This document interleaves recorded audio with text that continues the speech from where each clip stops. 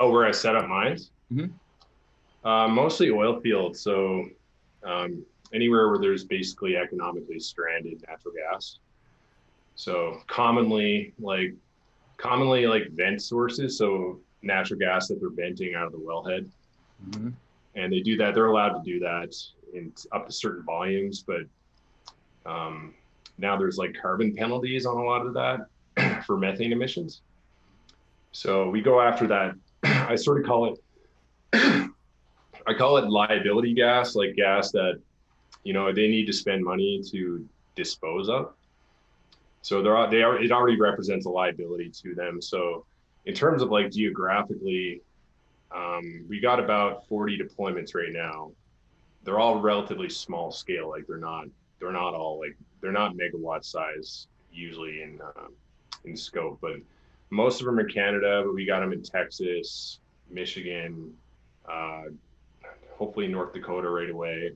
Um, New York State. I shipped one to New York State about 3 weeks ago. A couple other states. So What is the effective rate end up being?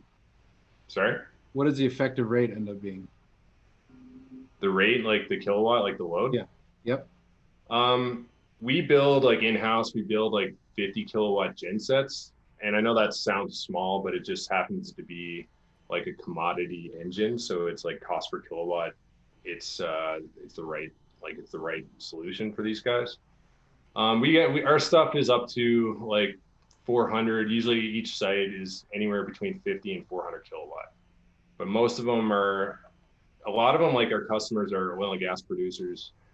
Before they want to like invest in something large scale, they want to try something small and see how it works, see if this Bitcoin money is real. Like sort of it's just a way for them to trial it and dip their toes. So they usually go for like the smaller units first.